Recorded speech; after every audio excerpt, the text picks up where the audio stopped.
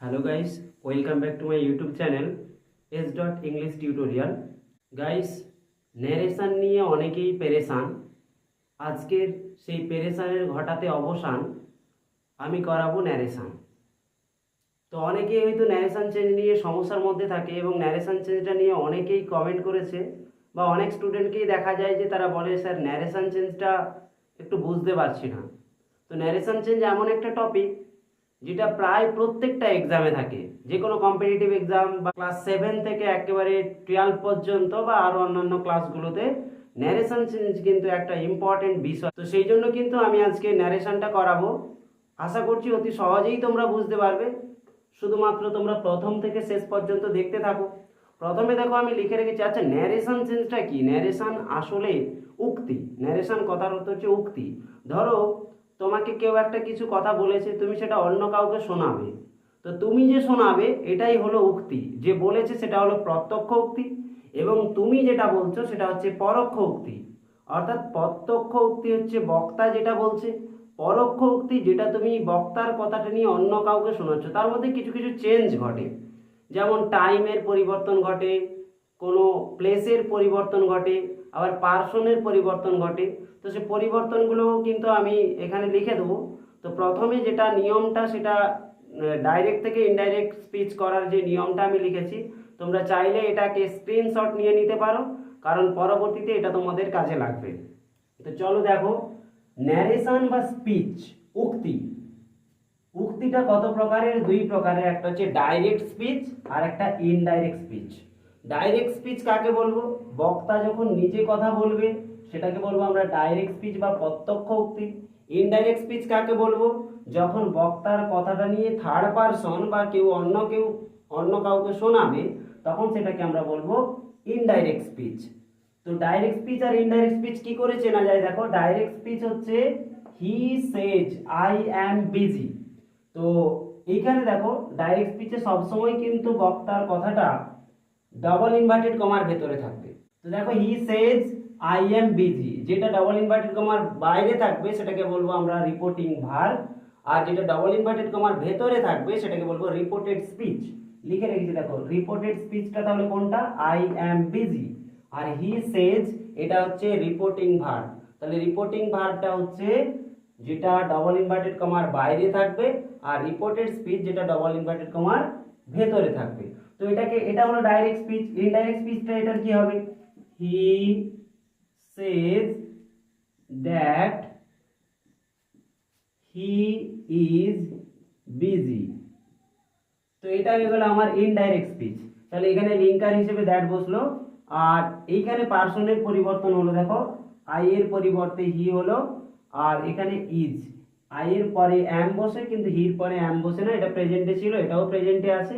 তো নিয়মটা দেখে নাও প্রথমে, তারপরে আমি এক এক করে কিন্তু এক একটা নিয়মের করাবো, তখন সবকিছু ক্লিয়ার হয়ে যাবে। চলো, ডাইরেক্ট থেকে ইনডাইরেক্ট স্পিচ করার নিয়ম। সাধারণত রিপোর্টিং ভার্ব এর পরে লিঙ্কার হিসেবে দ্যাট বসে।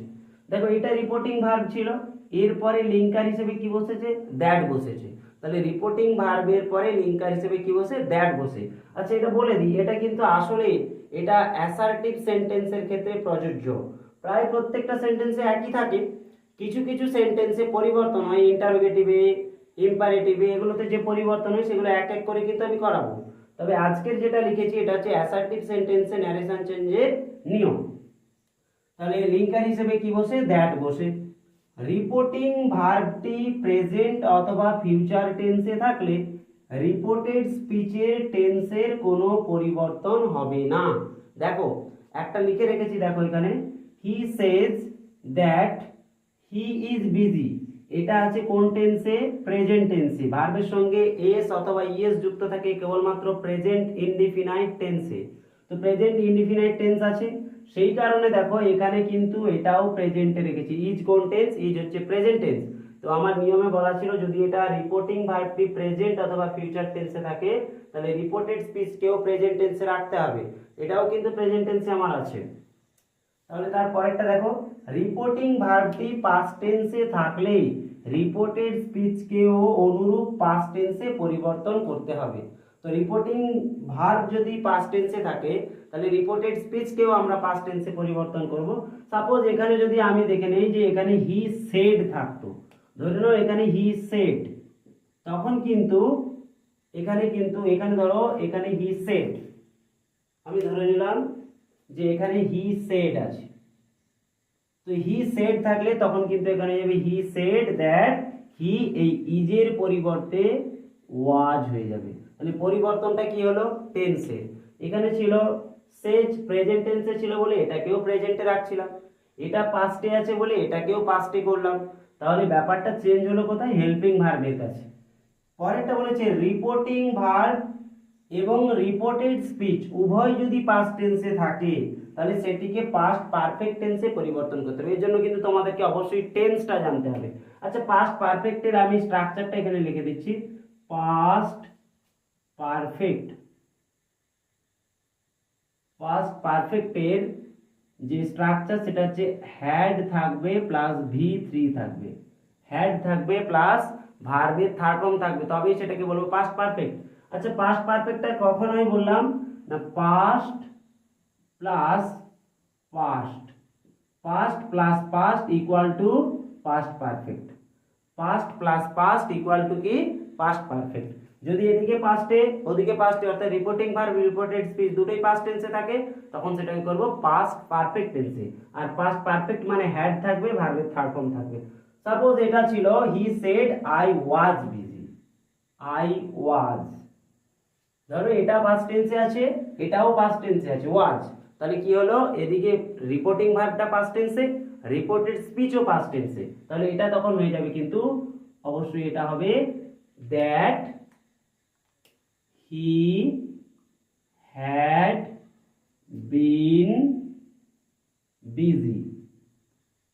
তো এবার প্রশ্ন আসতে পারে এখানে বিন কেন, বিনটা হচ্ছে third form, am is are was were এই ভার্বগুলো হচ্ছে বি ভার্ব, বি ভার্বের থার্ড ফর্ম হচ্ছে বিন, সেই কারণে কিন্তু এখানে বিন বসেছে। তাহলে আমার কথা ছিল হ্যাড প্লাস ভার্বের থার্ড ফর্ম, তো এখানে হয়ে গেল দেখো হ্যাড প্লাস ভার্বের থার্ড ফর্ম, এটা হচ্ছে V3 কার V3 বি ভার্বের যে ভার্বের থার্ড ফর্মটা সেটা হচ্ছে কিন্তু বিন।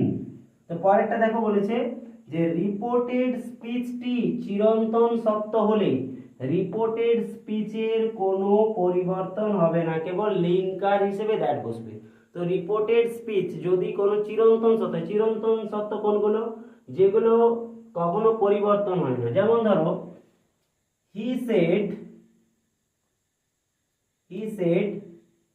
ম্যান ইজ মোর্টাল, ধরো বললো he said man is mortal, সে বলেছিল মানুষ মরণশীল, অর্থাৎ মরণশীল কি মানুষ আগেও মরতো এখনো মরছে পরেও মরবে, তো সেটা হচ্ছে চিরন্তন সত্য। তাহলে কি হবে হি সেড দ্যাট, কোনো পরিবর্তন হবে না, এখানে হয়ে যাবে ম্যান ইজ মোর্টাল। বোঝা গেল? তো আশা করি বোঝা গেছে এতটা। তো এরপরে আমরা দেখে নেব কিন্তু যে আরেকটা নিয়ম, যে পাস্ট টেন্স যদি থাকে সেখানে কিন্তু প্লেস পারসন এবং যে টাইমের সেগুলো পরিবর্তন কিভাবে হয় এটাই কিন্তু আসল বিষয়, যে পরিবর্তনটা কেমন হবে এটা তোমাদেরকে মনে রাখতে হবে।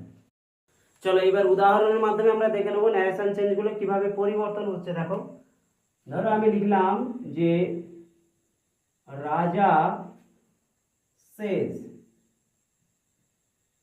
আই অ্যাম হ্যাপি, রাজা সেজ আই অ্যাম হ্যাপি, তো এটা কোন টেন্সে, সেজ কোন টেন্স, প্রেজেন্ট টেন্স, এটা কোন টেন্সে আছে, অ্যাম প্রেজেন্ট টেন্স। তো আমার বেসিক্যালি দেখতে হবে প্রথমে কিন্তু reporting verb is powerful, reporting ভার্বটা হচ্ছে রিপোর্টেড স্পিচের থেকে পাওয়ারফুল, এই জন্য কিন্তু একে অনুসারে এই রিপোর্টিং ভার্ব অনুসারে রিপোর্টেড স্পিচকে চলতে হবে, এর ক্ষমতা আছে রিপোর্টেড স্পিচকে পরিবর্তন করার, কিন্তু রিপোর্টেড স্পিচের ক্ষমতা নেই রিপোর্টিং ভার্বকে পরিবর্তন করার। তো চলো দেখি তাহলে এটা কি হবে, রাজা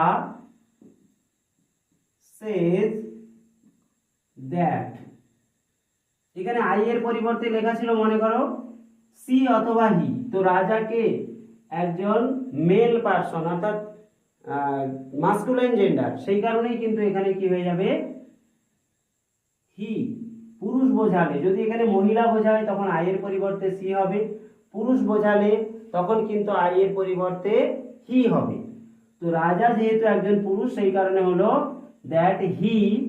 এদিকে দেখো যেহেতু প্রেজেন্ট টেন্সে আছে, বলা আছে রিপোর্টিং ভার্বটি প্রেজেন্ট টেন্সে থাকলে রিপোর্টেড স্পিচকেও প্রেজেন্ট টেন্সে করতে হবে, সেই কারণে কিন্তু এখানে আমরা কি করব, হির পরে আই এর পরে অ্যাম বসে, কিন্তু হির পরে কি বসে, হির পরে ইজ বসে, আর হ্যাপি আছে হ্যাপি, হির পরে ইজ বসে। তাহলে কি হলো এখানে আমার যে রাজা সেজ দ্যাট হি ইজ হ্যাপি। তো এটা গেল প্রেজেন্ট ইনডিফিনাইট। যদি এটা প্রেজেন্ট কন্টিনিউয়াসে থাকে, যদি আমি বলি, যদি বলা যায় যে she says I am singing a song. She says I am singing a song. বলে ফেলো কি হবে? তো দেখো এখানে she says that I এর পরিবর্তে এখানে কিন্তু সি আছে, মানে এটাকে পরিবর্তন করে কি হয়ে যাবে সি। দেখো এখানে am আছে, am is আর, এই তিনটেই প্রেজেন্ট টেন্স, am is আর তিনটেই প্রেজেন্ট টেন্স, তবে পার্সন অনুসারে বসে, আই এর পরে am বসে, ইজ একটা বোঝালে বসে, আরটা হচ্ছে মোর দ্যান ওয়ান, একের বেশি বোঝালে আর বসে। তো এখানে সি একজনই বোঝালো, সেই কারণে কি হবে ইজ সিঙ্গিং এ সং। তো এটা গেল প্রেজেন্ট কন্টিনিউয়াস। আবার যদি আমি যাই প্রেজেন্ট পারফেক্টে, they said, they say, they say তারা বলে, we are, we have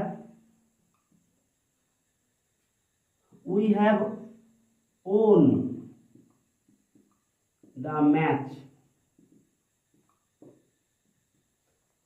কি হলো, they say we have won the match, তারা বলে আমরা ম্যাচটা জয়লাভ করেছি। তাহলে এখানে কি হবে পরিবর্তনটা, এখানে হবে দে সেজ, লিঙ্কার হিসেবে এই কমা ডবল ইনভার্টেড কমা উঠে গিয়ে কি হবে দ্যাট, উই থাকলে উই এর পরিবর্তে কি হবে, উই এর পরিবর্তে হবে দে। এবার এখানে দেখতে হবে পারসন, উইটাও কিন্তু প্লুরাল আর দেটাও প্লুরাল। আমরা জানি যে থার্ড পারসন সিঙ্গুলার নাম্বারের পরে কেবলমাত্র হ্যাজ বসে, তো এখানে কিন্তু দেখো দে হচ্ছে থার্ড পারসন সিঙ্গুলার নাম্বার না, তাহলে কিন্তু এখানে হ্যাভ বসবে, হ্যাভ ওন দ্য ম্যাচ। তাহলে এখানে কি দেখা গেল, কেবলমাত্র পরিবর্তন হলো কিসের, পার্সনের পরিবর্তন। কিছু কিছু আছে কেবলমাত্র পার্সনের পরিবর্তন হয়, কিছু কিছু আছে কেবলমাত্র টাইমের পরিবর্তন হয়। তো এই গেল প্রেজেন্ট টেন্সের ক্ষেত্রে, যে প্রেজেন্ট টেন্স মানে রিপোর্টিং ভার্বটা প্রেজেন্ট টেন্সের ক্ষেত্রে। আবার এমনও হতে পারে দুটো কিন্তু প্রেজেন্ট টেন্সে সবসময় থাকবে তার কোনো মানে নেই, এদিকে থাকতে পারে প্রেজেন্ট টেন্সে আবার রিপোর্টেড স্পিচ পাস্ট টেন্সে। যেমন একটা উদাহরণ দেখে নাও, একটা উদাহরণ, যেমন Rita said, Rita said I was happy। Rita said I was happy, তাহলে এটা কি দেখতে পাচ্ছি যে রিপোর্টিং ভার্বটা আছে প্রেজেন্ট টেন্সে, রিপোর্টেড স্পিচ আছে কোন টেন্সে, পাস্ট টেন্সে। তো এটার কিন্তু উত্তর করার সময় আমি কি বলেছি যে পাওয়ারফুল কে, পাওয়ারফুল হচ্ছে রিপোর্টিং ভার্ব, কারণ এই ঘরের ভেতরে আছে, এ বাইরে আছে, সেই কারণে কিন্তু এর ক্ষমতাটা বেশি। তো এখানে কি হবে, রিতা সেজ দ্যাট, আই এর পরিবর্তে আমরা জানি যে এই রিতা কিন্তু এই আই ব্যক্তিটাকে, এই রিতা বক্তা, সেই কারণে আই এর পরিবর্তে কি হবে সি, এখানে কি হবে was happy, C was happy. তাহলে দেখো পরিবর্তনটা কি হলো, কেবলমাত্র পরিবর্তন হলো পার্সনের পরিবর্তন এখানে, এছাড়া কিছুই নয়। কারণ এটা কি রিপোর্টিং ভার্বটা প্রেজেন্ট টেন্সে আছে, সেই কারণে কিন্তু রিপোর্টেড স্পিচের লেখা ছিল টেন্সের কোনো পরিবর্তন হবে না। এইবার দেখো পাস্ট টেন্সে আমি যদি যাই,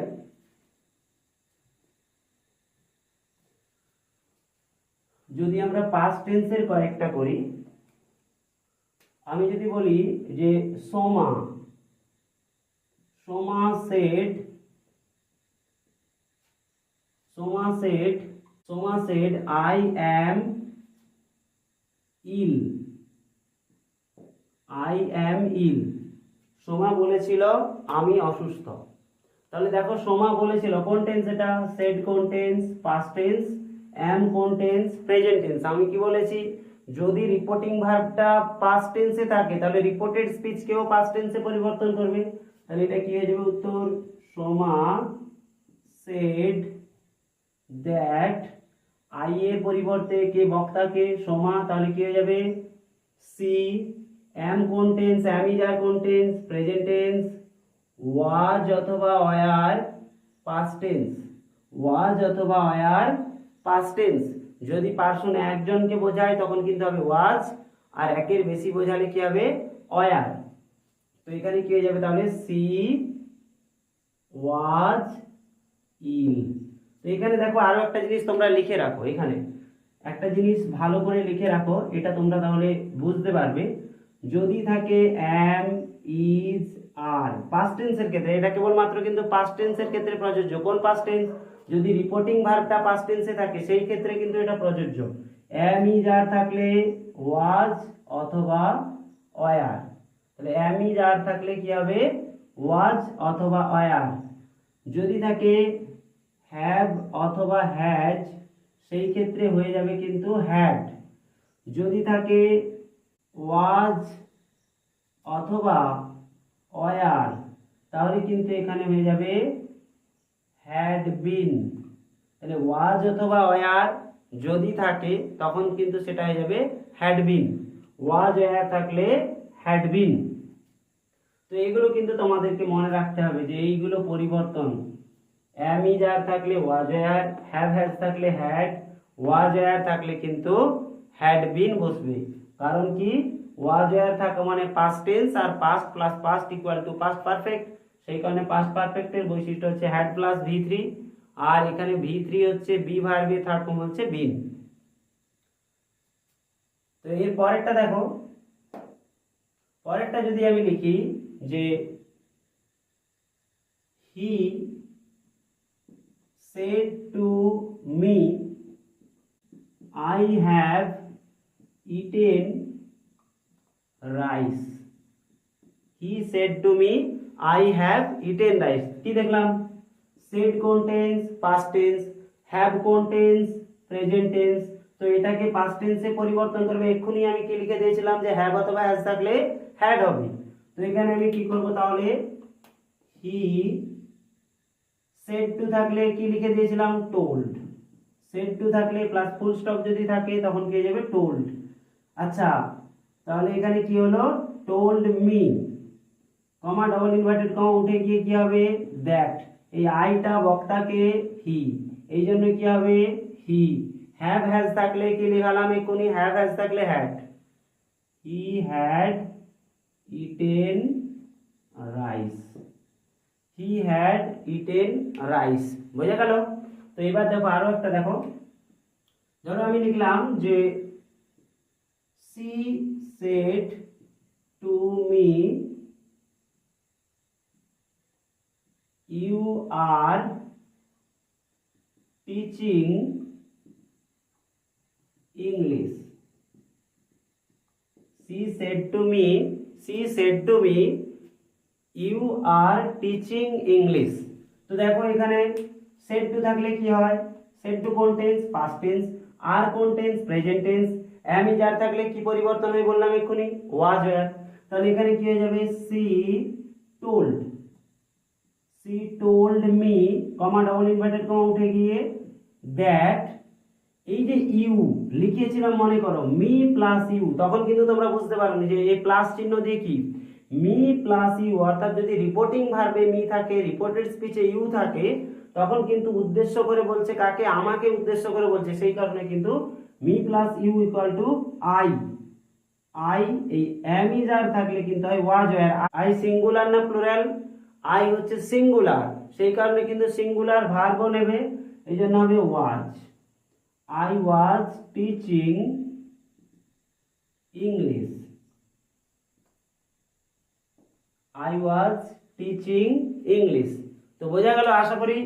যদি রিপোর্টিং ভার্বটা পাস্ট টেন্সে এবং রিপোর্টেড স্পিচটা যদি প্রেজেন্ট টেন্সে থাকে সেটা কিভাবে পরিবর্তন হবে সেটা কিন্তু দেখালাম। এরপরে একটা নিয়ম লেখানো ছিল যে যদি রিপোর্টিং ভার্ব এবং রিপোর্টেড স্পিচ দুটোই পাস্ট টেন্সে থাকে সেই ক্ষেত্রে কিন্তু কি পরিবর্তন হবে। তো সেই ক্ষেত্রে যে পরিবর্তনটা হবে সেটা এবার আমরা দেখব।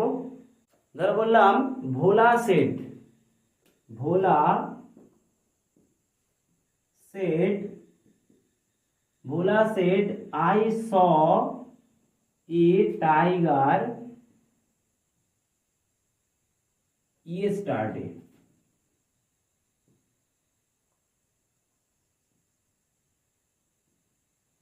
ভোলা said I saw a tiger yesterday. Bhola বলেছিল আমি গতকাল একটি বাঘ দেখেছিলাম। তাহলে দেখো এখানে সেড কোন টেন্স, পাস্ট টেন্স, স কোন টেন্স, পাস্ট টেন্স। তো past plus past equal two কি পাস্ট পারফেক্ট। এটা তো বললাম যে পাস্ট টেন্স যদি দুটো থাকে, রিপোর্টিং ভার্ব এবং রিপোর্টেড স্পিচ দুটো যদি পাস্ট টেন্সে থাকে তখন কোন টেন্সে হবে পাস্ট পারফেক্টে। তো এখানে দেখো কি হবে তাহলে ভোলা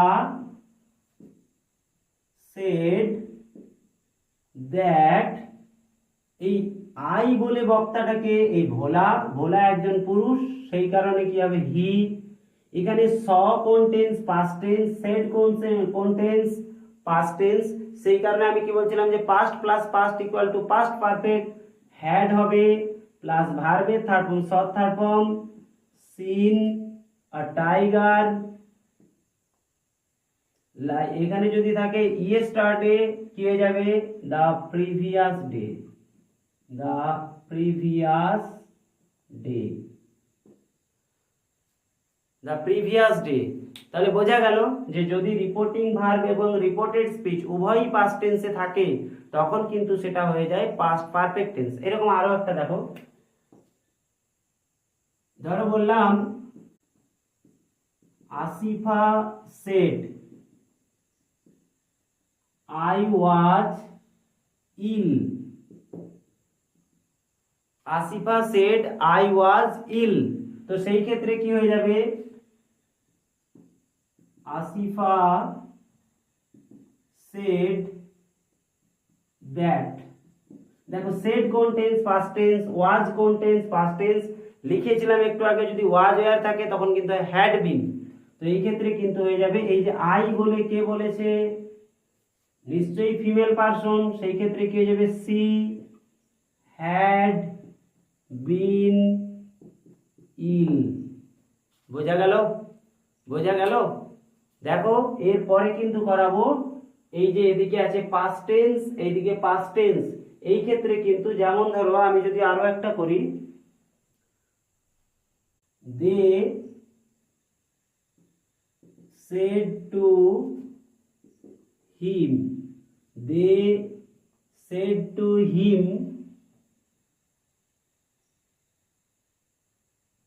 you are going to Kolkata। তাহলে কি বলেছে যে they said to him you are going to Kolkata। তো ভেরি সিম্পল, কিন্তু খুব সহজ ভাবে আমি যেটা লিখে দিয়েছি যে ওয়াজ ওয়্যার থাকলেই কি হবে হ্যাড বিন, ওয়াজ ওয়্যার থাকলেই হ্যাড বিন। তাহলে এখানে কি হবে দে সেড টু আছে তার পরিবর্তে কি বসবে told, they told him that. দেখো সবকিছুই লিখে দেওয়া আছে, যদি তোমরা একটু ভালো করে স্টাডি করো দেখতে পাবে সবকিছুই কিন্তু আমার দেওয়া আছে। এদিকে দেখো হিম আছে, এদিকে ইউ আছে, him plus you, him plus you equal to লেখানো আছে হি। তো সেই কারণে কিন্তু এখানে হয়ে যাবে হি। ওয়্যার আছে মানে had been going to Kolkata. তো আশা করি বোঝা গেল যে দে সেড টু হিম তারা তাকে বলেছিল, সেড টুর পরিবর্তে কি হবে টোল্ড। আর লিঙ্কার হিসেবে দ্যাট ইউ বলে যেহেতু হিম কে বলেছে, এই যে তাকে বলেছিল তুমি, এটা কি বলেছে তারা তাকে বলেছিল তুমি কলকাতা যাচ্ছিলে, এই তুমিটাকে যাকে বলেছে সেই, তো যাকে বলেছে কাকে বলেছে, হিম মানে হচ্ছে পুরুষকে বোঝাচ্ছে, সেই জন্য কিন্তু এখানে বোঝানো হলো যে হি ওয়ারের পরিবর্তে কি হবে, had been going to Kolkata. তো সে কলকাতা যাইতেছে। তো এটা বোঝা গেল। তো তোমরা আশা করছি খুব সহজেই বুঝতে পেরেছো। যদি কারো কোনো সমস্যা থাকে তাহলে অবশ্যই কমেন্টে জানাবে। আর তোমরা অপেক্ষা করো নেক্সট ভিডিওর জন্য। এরপরে কিন্তু এই অ্যাসার্টিভ সেন্টেন্সের রিভিশনের সাথে সাথে কিন্তু ইন্টারোগেটিভ সেন্টেন্সের কিভাবে ন্যারেশন চেঞ্জ করতে হয় সেটা আমি পরবর্তী ভিডিওতে দেখাবো। ততদিন পর্যন্ত তোমরা সবাই ভালো থেকো, সুস্থ থেকো।